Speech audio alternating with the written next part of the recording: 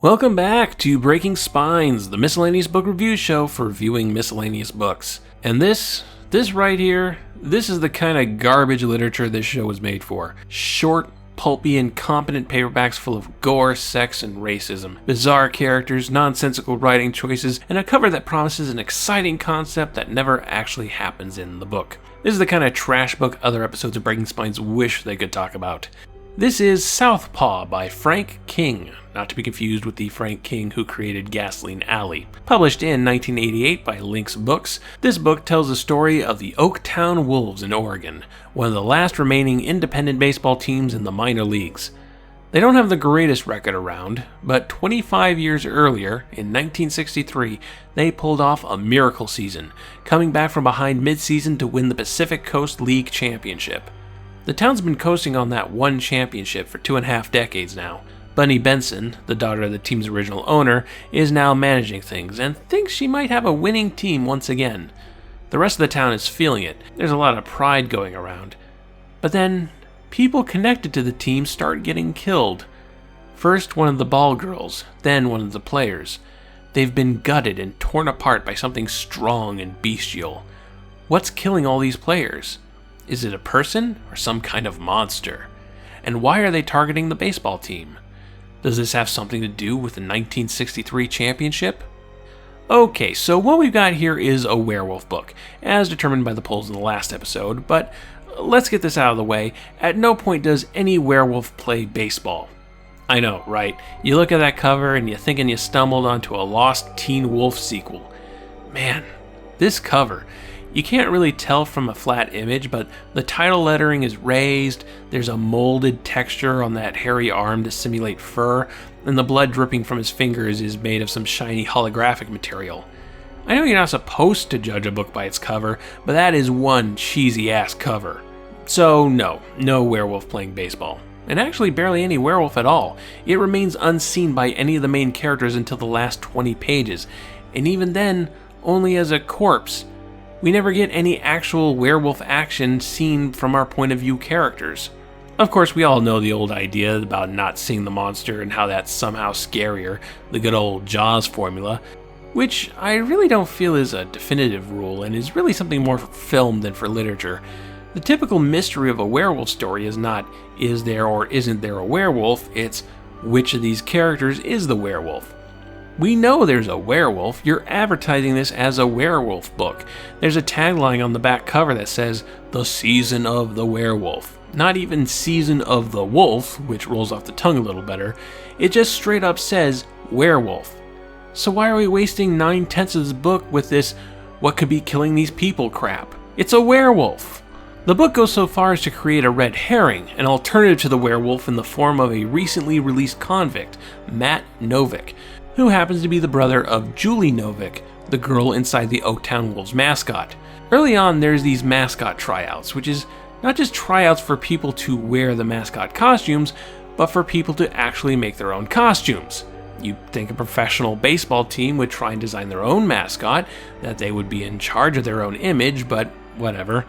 The sheer amount of mascotted characters who show up for this contest, most of whom are not wolves, we see people in duck, goose, fox, bat, and hawk costumes, seems to suggest that Oaktown has a rather sizable furry community.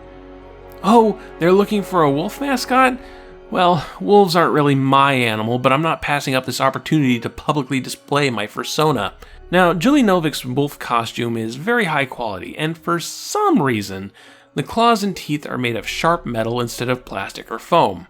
You would think that unsafe for a costume you're meant to be physical in, but minor league baseball is a very hands-off affair, I guess.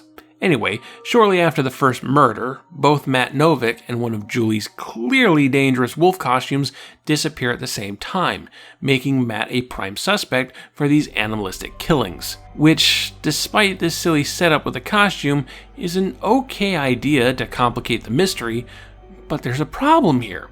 Much like the werewolf itself, we don't ever see Matt Novick until the very end. None of the characters talk or interact with him. He isn't developed as a character, so there's nothing anybody can confuse as motivation for killing these young women. And then the second murder takes him off the suspect list entirely because it's an away game in Las Vegas, and why the hell would this guy follow them to Las Vegas so that he could gut some outfielder? He's just this off-screen phantom. Until chapter 26, which is an entire chapter devoted to him and his travels across country, stealing cars and robbing banks with a couple of other convicts, all Bonnie and Clyde style. This chapter has nothing to do with anything. It's basically just a short crime story near the end of your horror/sports novel. It's also the best part of the whole book. It's better written. The characters introduced here are the most realized. They're interesting. It actually has a pace that makes sense. It's a nice reprieve from the rest of the book around it, and it also highlights some of the structural issues of the entire kit and caboodle. This book is full of weird detours and digressions that reveal a lack of writing discipline. For example, there's one moment where Bunny is talking to her lover in the park when she spies a Japanese-style pagoda, and then she starts thinking about Oscar Wilde's comments on Japan. What this has to do with anything is anyone's guess. It feels like Frank King had stumbled onto that Oscar Wilde quote and went, "Hey, that's cool, I'm going to put that in my book." The book lacks focus. Character arcs reach dead ends, there's no build up to anything, and if it's not the gory aftermaths of werewolf attacks, there isn't a lot of detail or inventive prose on display. It's not even that great of a baseball book. The few moments of real baseball action we get are pretty dry. One of the guys from the old 1963 team thinks people who don't play baseball don't think straight, because baseball instills a certain logical mindset into you or something. This book wants to be a tribute to baseball culture, but it has no idea how to be that. It has no idea how to make that interesting or relevant to the werewolf story at hand. There's even suggestion that the real victim in all this is the sport of baseball, because all this werewolf stuff tanks the team and forces it to be bought out, killing the last independent team in the minor leagues. Which is not at all factually accurate, but it's what this book is postulating. So you have a werewolf story without a werewolf, a murder mystery without a suspect, and a love letter to minor league baseball without the love. Things are so unfocused, your characters are having internal monologues about Oscar Wilde.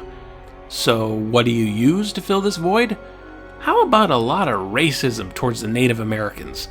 See, the werewolf is the result of an Indian curse, TM. It seems a shaman of a fictional tribe called the Nitinat approached the owner of the Oaktown Wolves back in 1963 and made a deal with him. "Help me find the body of my daughter, who accidentally died and was buried in a now closed-off landfill, and I'll give you a winning baseball team."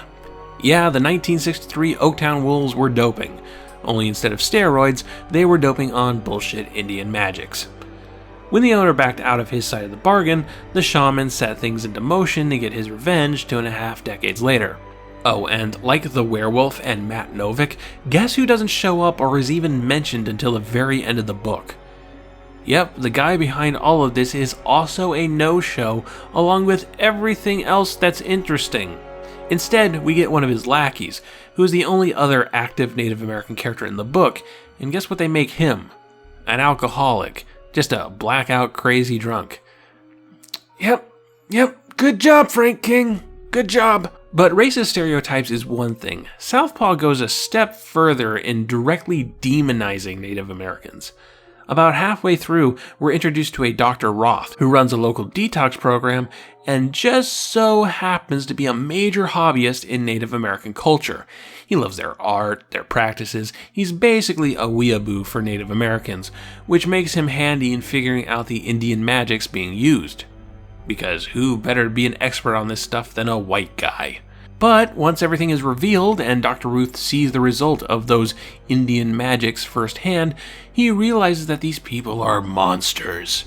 I'm not kidding. He sees one already dead werewolf and goes from passionate, geeky love to pure racial hatred in an instant, and the book seems to be on his side.